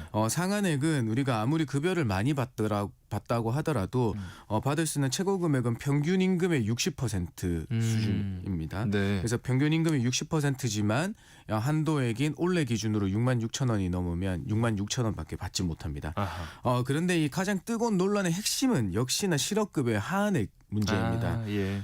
현재 제도상 실업급여의 하한액은요, 최저임금의 80%로 선정돼 있습니다. 네. 근데 문제는 이제 저임금 근로자들의 경우에는 세금을 공제한 세금이나 사대보험 근로자 부담금을 공제한 실수령의 급여보다 실업급여로 받는 돈이 더 많아지는 역전 현상이 발생한다는 겁니다. 이거는 물론 실업급여를 지급할 때요, 뭐 세금이나 이거 공제하지 않고 전액 지급 때문에 발생하는 문제인데요. 이것 때문에 도리어 일할 의욕을 꺾는다는 비판과 함께 이렇게 많이 지급되면 이 재정 건전성 문제까지 위협하는 거 아닌가라는 이제 사회적 논쟁의 핵심이 되고 있는 겁니다. 그러면 네. 이 실업급여 금액이 얼마길래 이런 논쟁까지 벌어지나요? 예, 내년도 기준으로 한번 말씀드려 볼게요. 이제 올해는 1,030원이었지만 내년에는 이제 1,320원의 최저 시급이 결정되거든요. 그래서 내년 실업급여의 상한액은 1인분 68,100원이어서요. 실업급여를 최대로 받는다면 월 204만 원입니다. 이거는 왜냐하면 하루에 8시간 기준으로 지급되고요. 30일 기준으로 계산되어서 그렇습니다. 반면에 이제 최저임금 그 실업급여 하한액 월 최소 지급액은요. 올해가 약 192만 원이었거든요. 근데 여기서 6만 원 정도 가량 늘어난 198만 원이 되겠습니다. 그래서 만약 내년에 이제 주 40시간 근로자의 최저 세전급여하고 비교해 드리면요. 최저 세전급여는 15만 6,880원 정도 되고 이게 세금하고 보험료 공제하면 실수령액이 약 195만 2천 원 정도 됩니다. 단순 비교할 때 보면 실업급여로 받는 금액이 더 크죠. 내년에 그러네요. 역시요. 그러니까 이게 일해서 버는 것보다 그냥 취업 지원했다는 흉내만 내고 실업급여 계속 받는 게 더 낫지 않냐라는 말이 나오게 되는 겁니다. 이렇다 보니까 노동 의지가 떨어진다라는 얘기가 나오는 건데. 맞습니다. 이 참 역설적이네요. 그러니까 저임금 근로자들 최저시급 수준에서 월급이 이렇게 결정될 때 실업급여 액수가 더 많아진다는 건데 제도의 허점이라고 봐야겠죠. 사실 이제 이게 뭐 설정되어 있는 거니까 그렇다고 봐야 되겠죠. 그런데 이제 최근으로 올수록 비정규직이 증가했다는데 조금 집중해서 봐야 될 것 같습니다. 역시나 우리의 비정규직, 소위 말하는 알바나 그냥 단시간 환경 미화직이나 경비직 이쪽으로 이제 들어가 보면요, 단기의 근로 계약만 있습니다. 1년 단위 계약이거나 아니면 심지어 6개월, 3개월까지 이어지기도 하고요. 거기에는 겨우 최저임금보다 조금 더 많이 받는 수준, 거기에서 다 결정되게 되게 되어 있습니다. 그러니까 또 이 상황도 그렇고요. 이제 이것과 최저임금하고 실업급여의 다른 계산법도 한몫하죠. 우리가 이제 최저급여로 세전급여로 산정을 하고 이제 세금과 사대보험을 떼니까 그런데 그리고 우리는 항상 이제 주휴라는 주 6일 기준의 보수를 받게 되는 겁니다. 그래서 월에 24일이나 25일 정도의 급여를 받게 되는데 실업급여의 경우에는 30일 기준으로 하니까 여기에서 주중 주말 뭐 구분 없이 그냥 30일 다 받게 되는 거니까 계산이 더 많아지는 거다라는 겁니다. 그래서 이런 것들이 버무려지니까 사실 이제 노동시장에 빨리 복귀하라고 지급되는 실업급여인데 단어가 그래서 그런지 모르겠지만 도리어 청년들이나 다른 근로자들의 취업 의지를 꺾고 있다라는 비판이 나오고 있는 겁니다. 뭐 정부에서도 이런 문제를 모르고 있지는 않을 텐데요. 어떻게 어떤 대책을 세우고 있을까요? 사실 이제 지난 정부 내내 이 실업급여는 뜨거운 감자였습니다. 그래서 이제 정부도 뭐 심각성 인지하고 지난 9월에 이제 개정안까지 발표하게 되는데요. 그 내용을 보면 5년간 3일 이상 실업급여 지급받은 받으면 반복 수급자로 지정하고 그 네. 반복 수급 횟수별로 급여액을 최대 50%까지 감액할 수 있게 예, 하고 예. 우리 이제 실업급여를 받게 되면 대기 기간이 있거든요. 그 예. 대기 기간을 7일에서 최대 4주까지 연장하는 게 골자였습니다. 근데 이거 발표해놓고 네. 계속 국회 상임위에 계류돼 있는 상태입니다. 아하. 이거는 법이 바뀌어야지 적용시켜 될 수 있는 거거든요. 예. 그래서 현재는 적용이 안 되고 있는 건 맞습니다. 기존대로 가고 있는 게 맞아요. 근데 이제 노동부는 올해 초에 이 그 고용센터에서의 지침을 변경해서 이제 이 반복 수급에 대한 제재를 못 하니까 실업급여 수령하기 위한 재취업 활동을 충실히 하도록 하는 실업 인정 절차를 강화했고 모니터링을 계속 하고 있는 그런 상황입니다.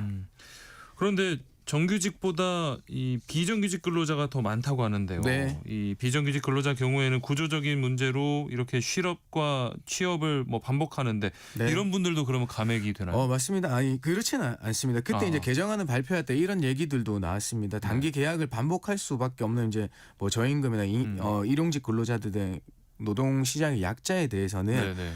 횟수 산정 시에 제외하거나 보완 방안을 마련하겠다는 이제 발표가 있었거든요. 네. 그러니까 여기에 대해서는 뭐 제재가 없을 거라고 보입니다. 네. 네. 자, 그러면 지금부터는 이 실업급여에 대한 좀 아리송한 문제들 네. 풀어봤으면 하는데요.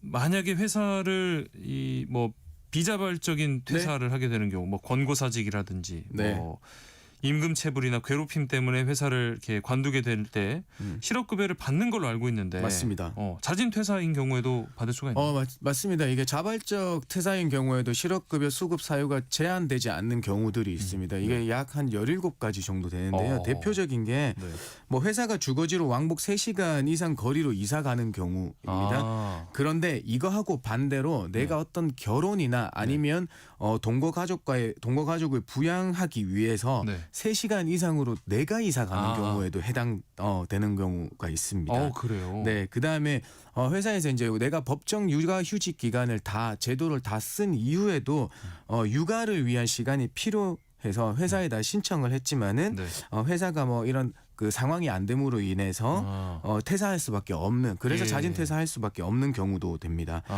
또한 이제 본인이 개인적 질병이 있어 휴직을 신청했거나 아니면 회사가 다른 쉬운 종료로 전환하지 못해줘서 퇴사하는 경우에도 실업급여가 인정되는 경우들이 있습니다. 예. 네. 그러면 만약에 회사에서 뭐 권고사직으로 해준다고 해서 퇴사를 했는데 나중에 이게 자진 퇴사로 이렇게 신고가 되는 경우예요? 맞습니다. 사실 이 경우가 요즘에 이제 빈번하게 좀 발생하고 있습니다. 왜냐하면 우리하고 퇴사를 조율할 때 이제 그럼 실업급여 받는 걸로 해서 이제 나가게 되는 경우들이 있는데 나중에 이제 회사가 고용지원금이나 이런 걸 받고 있을 때 인위적 구조조정으로 신고, 그러니까 권고사직이나 뭐 해고 이런 걸로 신고하게 되면 고용지원금이 중단되고 향후 몇 개월간도 그 혜택을 받지 못하게 만들어놨거든요.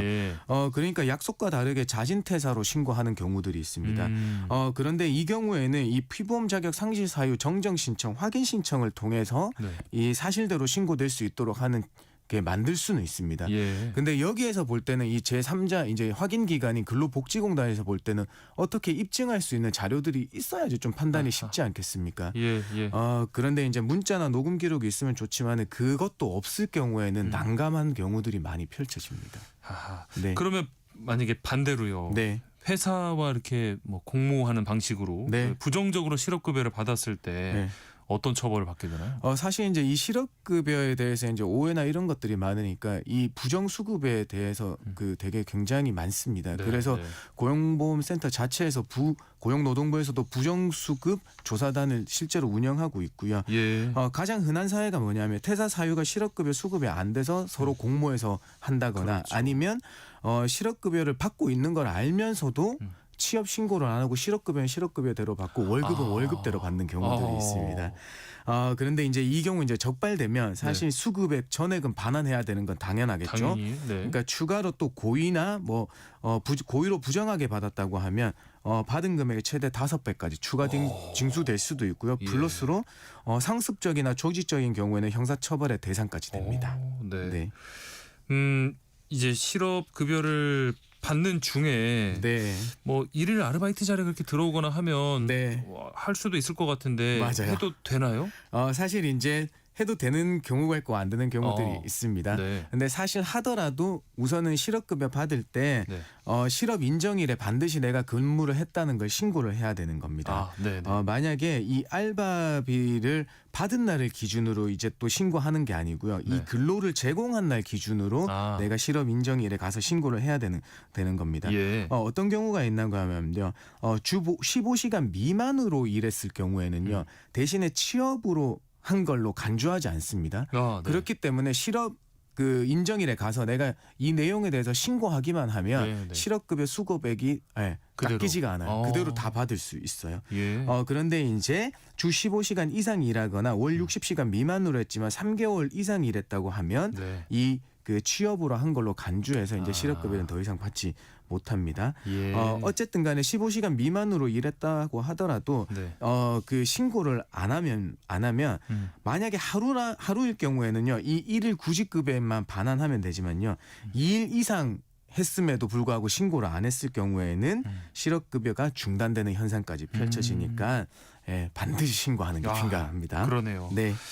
그리고 만 65세 이상의 뭐 새로 취업한 분들 나중에 계약 만료로 퇴사를 하게 되면 실업급여를 받을 수 있나요? 없나요? 이제 현재 법령상으로 보면요. 만 65세 이후로 새롭게 취업하신 분들은 실업급여를 받으실 수 없어요. 그러니까 급여에서 이제 고용보험료도 공제되지 않습니다. 그런데 이제 그 예외적인 경우가 있는데요. 만 65세가 되기 전에 취업을 한 상태여서 고용보험에 가입됐다가 계속 근무했다고 하면 65세 이후에 수급자 계약 만료로만 퇴사하신다면 받을 수 있어요. 그다음에 또 이런 경우가 있죠. 다른 데 이 회사를 옮기는 경우도 있잖아요. 그 회사를 옮길 때 하루라도 공백이 없으면 계속 이어져요. 이게 같은 회사만 아니라 다른 회사라고 하더라도 공백이 없다면 바로 이어지니까요. 이걸 좀 잘 알아두시면 되겠습니다. 네.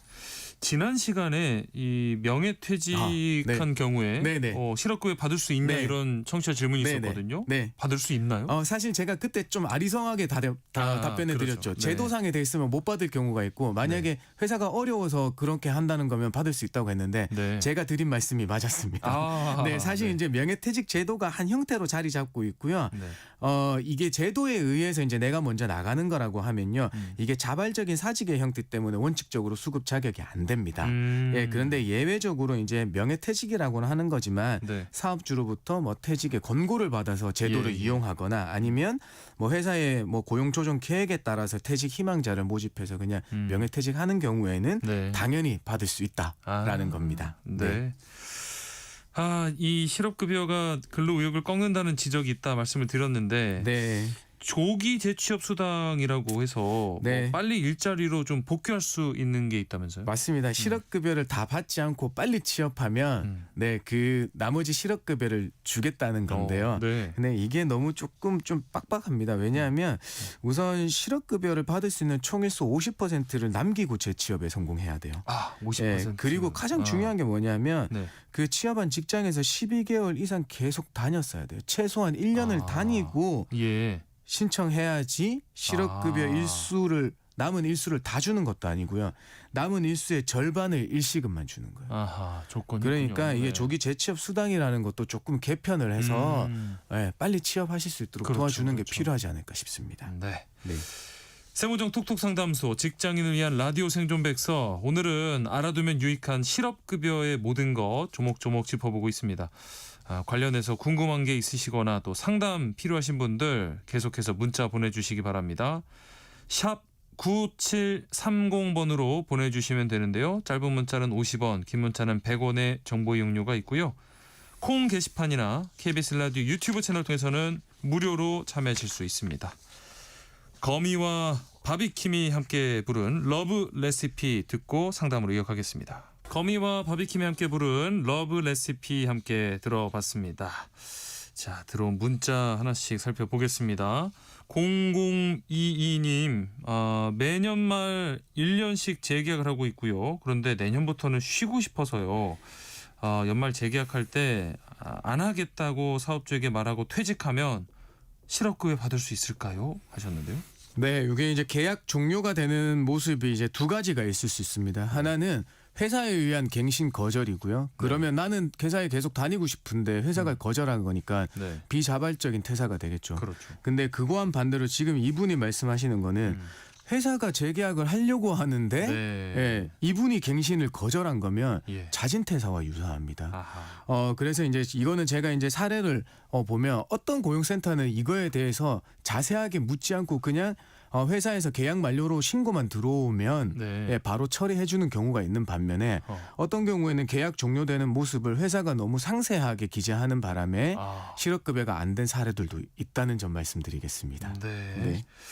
8480님 실업급여를 다 받고 재취업하는 경우에 65세가 넘으면 더 이상 실업급여를 못 받는 건가요? 하셨는데. 이 문제는요. 이제 실업급여를 받고 나서 재취업하는 나이가 중요하세요. 네. 그러니까 실업급여 다 받고 나서 65세 이후에 취업하신다고 하면요. 네. 고용보험에서 애초부터 적용 제외가 되시기 때문에 나중에 취업을 그 실업급여를 못 받으시는 거거든요. 예. 이와는 반대로 실업급여를 다 받으시고 여전히 65세 미만이시라고 하면 예.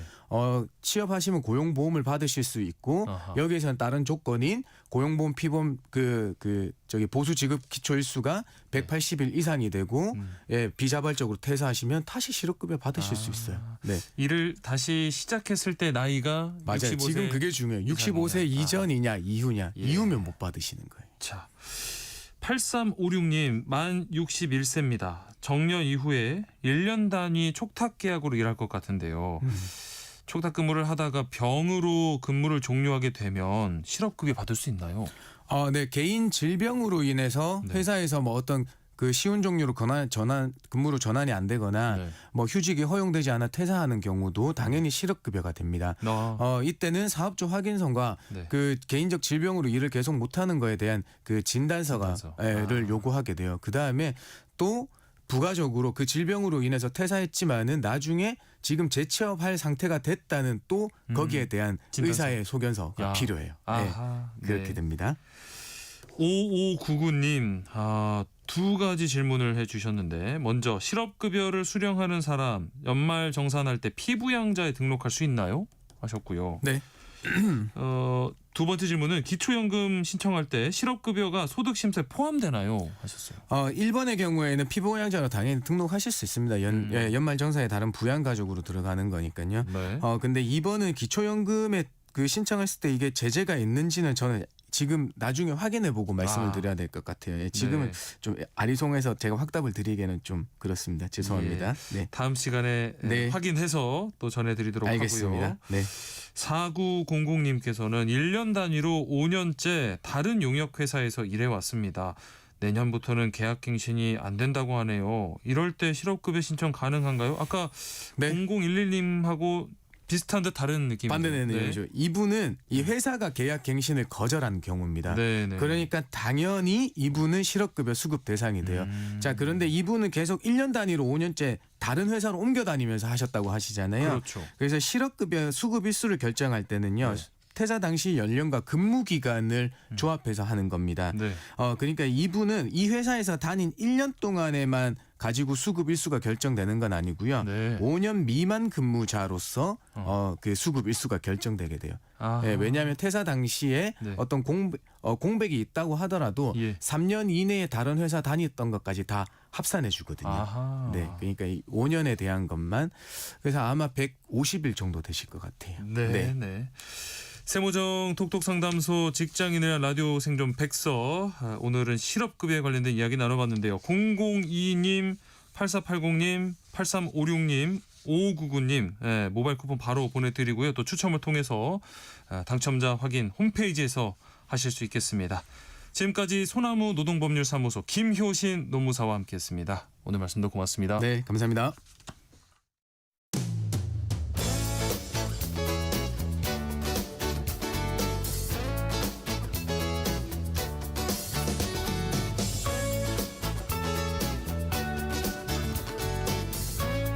청취자 여러분의 책장을 알차게 채워드리는 이다혜 북마크 신의 20일 이다혜 기자 나와 있습니다. 안녕하십니까? 네, 안녕하세요. 12월 한 해 마지막 달인데요. 뭐 연말 모임도 많고 약속도 이어지는 중에도 또 차분히 마음을 챙기는 시간 필요하겠죠. 이렇게 한 해 돌아보고 또 새해를 준비할 때 어울리는 책 어떤 게 있을까요? 예, 진지한 책부터 재밌는 책까지 좀 고르게 골라봤는데요. 오, 네. 예, 선우용녀 선생님 에세이 몰라 그냥 살아라고 하는 책이 있고요. 네. 그다음에 레이첼 바의 과학 기본서, 삶이 버거운 사람들을 위한 뇌과학, 그리고 마스너 슌무 작가의 에세이인 스님의 청소법 이렇게 세 권입니다. 일단 배우 선우용녀 씨의 몰라 그냥 살아 책 제목부터가 딱 떠오르네요. 선우용녀 그쵸? 씨의 목소리가 몰라 그냥 살아 하면서 맞아요. 말투 그대로 좀 제목을 하신 것 같아요. 네. 연기 경력 60년 됐다고 하거든요. 네. 그래서 이제 80에 이르기까지 그동안 어떻게 살아왔나 하는 이야기를 책 한 권에 담았다라고 보시면 될 것 같습니다. 이번 책의 첫 번째 에세이예요. 네. 그러니까 그동안 있었던 정말 한평생을 담았다라고도 할 수 있는 그런 책이고요. 네. 선우용녀 씨가 뇌경색을 겪었다고 해요. 그래서 그 이후에 이제 회복하는 기간 동안에 내가 이런 건강이 안 좋은 것을 이겨내야 된다라는 식으로 생각하는 대신에 나 자신을 잘 돌봐야 한다라는 식으로 생각을 하셨다고 합니다. 그래서 매일 아침마다 거울 앞에서 용녀야 너 참 예쁘다라고 얘기를 하고 하루를 시작하신다는 거예요. 그리고 뭐 이것은 아마도 그 선우용녀 씨의 그 유튜브 채널 보신 분들은 아실 텐데 아침에는 이제 호텔 조식당에서 맞아요. 식사를 또 하시잖아요. 그래서 왜 내가 그렇게 하기로 했나 하는 이야기도 있고 그다음에 기분이 좀 먹구름이 낀 것처럼 흐리면 조용하게 산사를 찾는 이런 식의 일상들에 대해서 이야기를 적어 나간 그런 책입니다. 그래서 우리가 나이를 먹는다고 하면 이제 뭐 내가 언제까지 활동을 할 수 있을 것이고 그러면 그때가 일종의 무슨 마감선처럼 그때가 되면 그 이후의 삶에 대해서는 잘 생각하지 않게 되는 그런 게 있는데 이 책에서는 선우용녀 씨가 이 노년의 날들을 내가 재조율하는 시간이다. 다 달라져가는 나 자신을 어떻게 받아들이는지에 대해서 고민하고 있다라는 식의 이야기를 굉장히 현실적으로 그다음에 본인의 경험을 살려서 들려주고 있는 책입니다. 말씀해주신 대로 유튜브에서도 진짜 매력이 정말 통통 튀는 어린이 표현인지 모르겠는데 선우용녀 씨는 참 대단하세요. 그 매일 아침 스스로에게 오늘도 예쁘다라고 이렇게 말씀하시는 것도 그렇고 이 80대 또 첫 책을 냈다는 것도 굉장히 멋지시죠. 그렇죠. 그리고 이 아마도 그 유튜브에서 생활하시는 거를 보면 또 어떤 분들은 이렇게 먹고 살만하니까 그래도 살기가 괜찮잖아라고 생각하시기도 할 거예요. 근데 이제 이 책을 보시면 사실은 누구나 남의 인생 볼 때는 좋은 것만 보이는데 그렇죠. 내가 살 때는 어려운 것들도 굉장히 많이 있지 않습니까? 그래서 이 책에서 하는 이제 이야기들을 구석구석 읽다 보면은 어떻게 해야지 내가 내 삶을 긍정적으로 받아들일 수 있을 것인가에 대해서 생각을 많이 해보게 되는 거예요. 왜냐하면 이제 선우용녀 씨가 그동안 살아온 삶에서도 이제 대중에게 노출되진 않았지만 굉장히 힘들었던 우여곡절들이 많았단 말이죠. 근데 이제 그런 순간순간들을 어떻게 내가 잘 마치 파도 타기 하는 것처럼 살아왔는가 하는 이야기들을 담고 있기 때문에 이게 너무 내가 버틴다라고 생각하면 너무 힘들 때가 많은데 흘려보낸다라고 생각하시는 이제 그런 부분들이 이 책 읽으면서 되게 마음이 편해지기도 하고 그리고 정말 제목처럼 몰라 하는 느낌으로 너무 이렇게 진지하게만 하지 않아도 잘 살아갈 수 있다라는 생각을 하게 됩니다. 이 몰라에서도 뭐 많은 분들이 아시겠지만 이 선우용녀 씨는 순풍산부인과로 또 유명하시잖아요. 추천사를 이 순풍산부인과에서 딸로 출연한 방송인 박미선 씨가 또 썼다고요. 맞습니다. 잠깐 읽어드릴게요. 순풍산부인과의 인연으로 나는 지금도 선생님을 엄마라 부른다. 내 이야기를 하실 때마다 마치 당신의 젊은 날을 떠올리듯 늘 눈물을 보이셨다. 그러면서도 항상 너를 사랑해줘야 해라는 말을 잊지 않으셨다. 고운 얼굴과 달리 거칠게 굳은 두 손은 선생님의 삶을 말해준다. 이 책을 통해 비록 고생은 많았으나 온 힘을 다해 살아낸 세월을 들여다보면 누구라도 살아갈 힘을 얻을 것이다. 나도 이렇게 나이 들고 싶다는 생각에 절로 든다. 이렇게 쓰셨거든요. 여기 뭐 적혀 있는 말 같은 책이에요. 그래서 네. 내가 나중에 몇십 년 지나서 한 80 정도가 된다고 했을 때 어떻게 살면 좋을까라고 했을 때 아마 이 책을 쓴 선우영녀 선생님처럼 살고 있다고 하면 참 좋은 삶일 것 같다라는 생각이 드는 그런 책입니다. 방송에 박미선 씨 자체로도 최근에 이 병마와 싸우는 모습으로 많은 분들에게 맞습니다. 또 네. 힘과 용기를 주고 계신데 그래서 더 힘이 있는 그런 추천사인 것 같고요. 이 선우영녀 씨의 어떤 그 나이 듦에 대한 어떤 철학이 담겨 있는 네. 책 같다는 생각이 듭니다. 이 책에서 꼭 기억해야 할 한 문장 어떤 문장이 있을까요?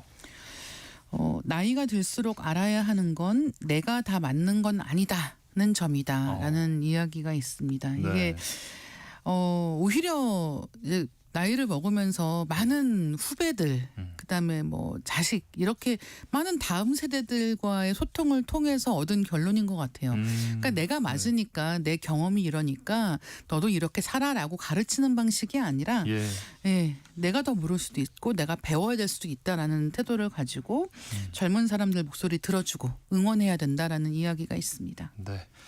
책으로 만나보는 선우용녀 씨, 네, 몰라 그냥 살아 소개해드렸고요. 다음으로 소개해 주실 책, 삶이 버거운 사람들을 위한 뇌과학이란 책이네요. 제목은 좀 어려워 보이는데. 그렇죠. 근데 이게 뇌과학이라고 하는 게 한 10년 정도 계속 유행이에요. 그러니까 이를테면 심리학부터 동기부여부터 뭐 우울증부터 뭐 여러 가지 문제들에 대해서 우리 뇌가 어떻게 작동하는지를 알아야 잘 대응할 수 있다라는 식의 책들이 정말 꾸준하게 나오고 있거든요. 네.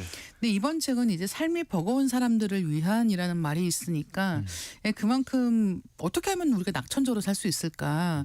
나도 좀 긍정적으로 살고 싶은데 마음같이 안 된다라는 분들 계시잖아요. 네. 그런 분들은 이게 내가 그냥 뭐 마음 굳게 먹고 뇌에 힘준다고 되는 게 아니라 이 뇌라고 하는 게 어떻게 돌아가는지를 보면 조금은 더 잘 대응할 수 있다라는 식으로 풀어주고 있는 그런 책입니다. 그래서 가끔씩 왜 너무 스트레스가 많아서 정말 어떻게 안 될 것 같을 때도 있잖아요. 그렇죠. 네, 뭐 진짜 내가 할 수 있는 건 다 했는데 이제는 안 되겠다. 난 진짜 이제는 누구에게도 말도 못하겠다라는 생각이 들 때가 있는데 근데 그런 때 압도당하는 게 아니라 좀 차근차근 문제를 해결해 나간다라고 할 때 그 차근차근을 어떻게 하면 좋을지 제안을 해주는 책이다라고 보시면 될 것 같고요. 이 책에서는 정체성, 기쁨, 수면, 운동, 예술 이렇게 키워드를 나눠서 이런 방법을 어떻게 쓸 수 있는가 하는 것들을 이야기를 하고 있고 다른 말로 하면 정체성과 기쁨을 느끼는 것, 그다음에 잘 자고 잘 운동하는 것, 그다음에 예술을 가까이 하는 것 이것들이 당연히 이 삶이 버거운 순간들에 큰 도움이 된다라는 이야기가 되겠습니다. 저는 사실 최근에는 조금 일도 뭔가 많고 막 주변이 바빠서 정신없어서 좀 많이 내려놓고 있는 중인데 주변에 보면 그 요즘 말로 갓생 산다고 그쵸. 해서 일도 열심히 하고 여가 시간도 막 열심히 즐기고 또 자기 개발까지 하는 이런 고효율의 삶을 사는 분들이 많이 계세요.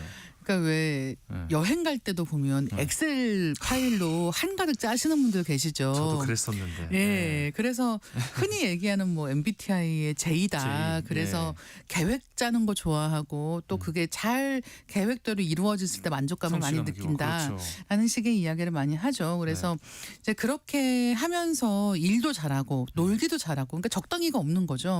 근데 지금 말씀해 주신 것 같이 그렇게 갓생이라고 하는 게 다른 많은 사람들이 동경하기도 하고 또 그렇게 해야지 우리가 낭비하지 않는 것 같고 그렇다고 생각을 하시는 경우가 많은데 이제 이 책에서 표현하는 게 굉장히 재밌는 게 뭐냐면 그것도 어떻게 보면 우리 뇌의 음모라는 거예요. 그래서 뭐냐 하면 우리 뇌는 더 우리가 잘 살기를 원하기 때문에 더 어떻게 보면 좀 압박을 가하는 그런 방향성을 갖게 되는 경향이 있다라는 이야기를 합니다.